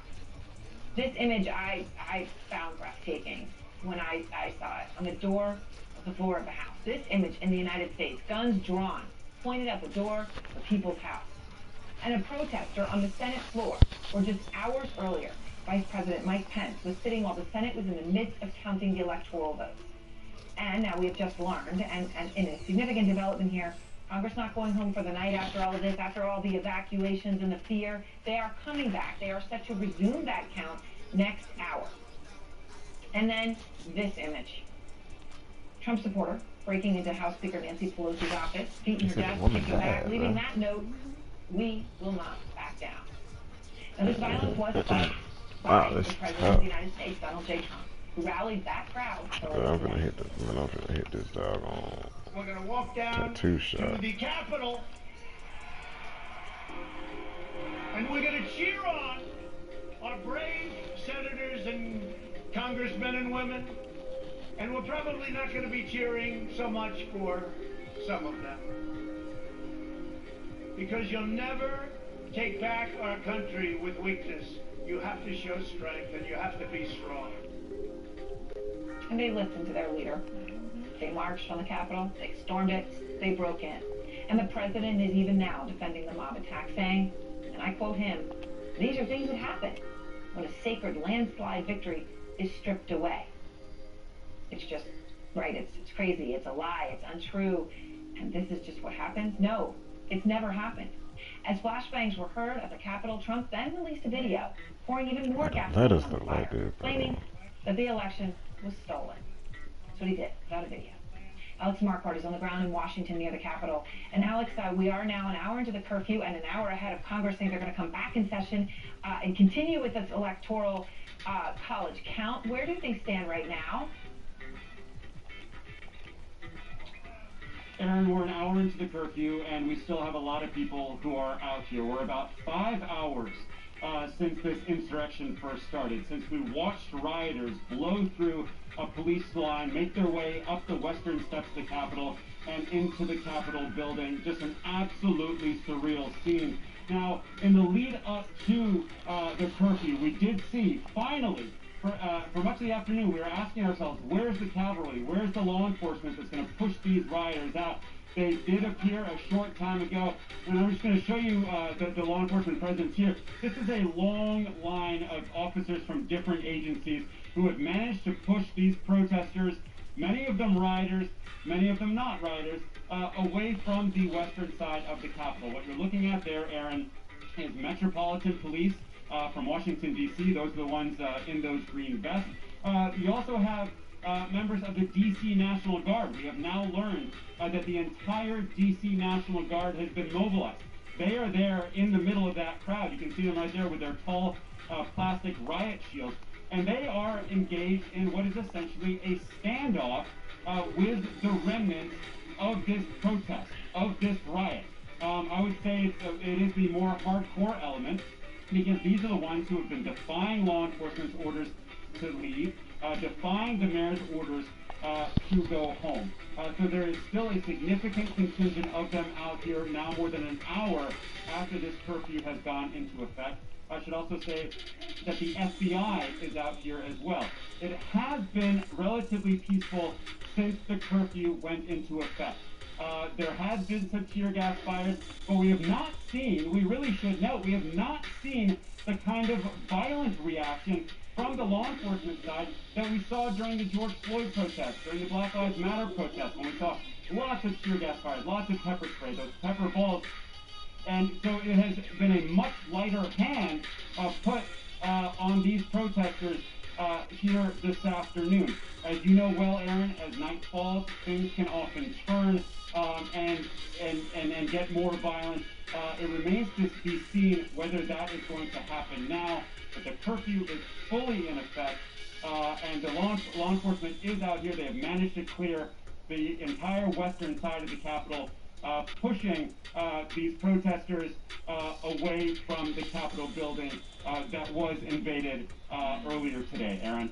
All right, Alex, thank you very much. You and I, and so many reporters have been in other places in the world. It's amazing to see these images here. It's dumbfounding. Manu Raju is out front on Capitol Hill, and Manu, you know, amidst this, they now, you're reporting, say they're going to resume that joint session. Not going to put it off till tomorrow. They're going to come back, which is important, 8 p.m. Eastern time. So, you know, as this started, right, you had Langford objecting, and all of a sudden, right, Mitch McConnell broke in, and we're going in recess, and now that's it. But a lot just happened. So what's going to happen tonight? I ain't hungry yet. Objections in the same plan thing? I'm sorry, I ain't hungry yet. That's the big question right now, is how long these proceedings will go, and there is a lot of pressure on these Republican objectors to essentially drop their objections, not move forward. Remember how this actually has to play out. If one House Republican objects and one Senate Republican objects, then each chamber will recess for up to 2 hours each. They'll have a debate over these electoral results that are coming in state by state, and after 2 hours or so, there'll be a vote that could take another 1 to 2 more hours in addition to cleaning the chamber, and this could go on for some time if there are several more states that will be objected to. The question is, will they go forward with that? Because given this is a completely doomed effort, has absolutely no chance of succeeding in the Capitol. A bipartisan majority in both the House and the Senate plan to reject any efforts to throw out electoral votes that were awarded to Joe Biden. After today's display, more and more Republican senators say it is time to move on. It is time. This is what happened, in their view, is a disgraceful act. They said it's time to come together, and there's pressure to expedite the proceedings. Now, will those senators go along is the question. One of the senators, Josh Hawley of Missouri, has indicated he plans to object to the state of Pennsylvania's electoral votes. Uncertain if he continues to do that. Also, Georgia, Kelly Loeffler, the defeated appointed senator from Georgia, had indicated last night she planned to come back here and object to her state's electoral votes that have been awarded to Joe Biden. Will she continue with that? Also uncertain. But the hope among the Republican leaders and Democratic leaders is that they'll sense that this is a moment where the country needs to come together, where the Congress needs to come together and send a message that our elections are free and fair, and it's time to move forward. Now, behind the scenes, some of those detractors did have a strategy meeting. It's unclear what has come out of that, but behind closed doors just moments ago, Aaron, the senators have been briefed by top officials who are dealing with the floor proceedings, including law enforcement officials. The expectation is this process will begin potentially by next hour in the House and Senate. Will they plow through the night? Will they get it done tonight? Uncertain, but both sides are making it very clear. The leaders on both sides saying this is the mob that came into the Capitol is not going to stop Congress from doing its work, and the ultimate work will be Joe Biden's electoral votes will be certified by Congress. All right, Manu, thank you very much. So I want to go to Caitlin Collins out front near the White House. So Caitlin, you know, as all of this was happening, there was silence from the president, even as so many started to speak out, right? He puts out a video eventually, you know, where he talks about the stealing of the election. And then his tweet, which has now been removed by Twitter, they're not even saying it's disputed, they actually removed it. These are things that happen. Well, they're not things that happen, but what's happening with him today? Well, I do just want to note in light of what you just said, Aaron, about them removing the president's tweet, they also just tweeted saying that his account will be locked for the next 12 hours following the removal of those tweets. That means we will not hear from the president on Twitter. It says that the tweets are not removed, the account will remain locked. That is the president of the United States Twitter account they're talking about, and so that means we may not hear from the president because just a few moments ago the White House also called a lid, which means there are not going to be any more presidential appearances planned for the night, and that comes after a day where the president was wavering between telling this pro-Trump mob that breached the Capitol to go home, but Aaron also defending them and saying he understands where they're coming from, and this is what's going to happen when an election has been stolen, like he claims, of course, falsely that his has. And we know this mob was fueled by the president's lies about the election, and now he is defending their actions today, breaching the Capitol, something that has not happened in over 200 years. And in light of what Manu just said about while we're waiting to see what these lawmakers are doing as they're getting back together, are we going to see any more of those planned objections by the president's Republican allies? I'm told the president is aware of those efforts, those discussions going on, that they may abandon this effort, and he does not want them to do so. He wants them to keep fighting, to keep trying to object to Joe Biden's win, delaying, of course, the inevitable, but just the idea that the president wants that to keep happening, despite what we all watched play out for the last several hours, and it's still happening on Capitol Hill, is remarkable. And it's coming as the president is more isolated probably than ever tonight inside the White House, because his staff is disagreeing with him about his response to this. Some of his Republican allies are disagreeing with the president on what's happening with this. His own staffers are coming out saying that they agree with the vice president and that he took courageous actions today. So you are seeing the president incredibly isolated. Now he doesn't have access to his Twitter account until at least 7 o'clock tomorrow morning, and we are not expecting to see him again at the White House for tonight, Aaron. It's a pretty exciting development, though, for him, because as Caitlin is making clear, right, that's how he was going to communicate. That's how he always does communicate. He calls a lid because he can still keep communicating. So the president now blocked from Twitter for the next 12 hours. I want to go to Donnie O'Sullivan live outside the Capitol. And Donnie, I know have been speaking to protesters throughout the day, and everybody wants to know who these people are, what are they doing, what are they planning to do now, what are they telling you? Yeah, Aaron, I mean, I guess one of the questions I've been asking people here is, you know, what is all of this for? What was all of this chaos and destruction and violence we saw today? What is it all supposed to achieve? And that goes back to conspiracy theories. It goes back to the notion, the BS that the President of the United States is pushing, claiming that he might be able to overturn this election, which, of course, he will not be able to. So people here, and Caitlin mentioned about the President's social media Twitter account being locked for the next 12 hours, which is an absolutely unprecedented move. We have not seen that from any social media company in the entire Trump presidency. But all of this does go back to social media and to the Trump media ecosystem. The people here are consuming media. They want to believe that Trump did not lose the election. They don't want to believe that Biden won it. And there is echo chambers online, and there are new and emerging alternative media outlets on YouTube, and even new cable, ostensibly posing as news networks, forwarding this election live.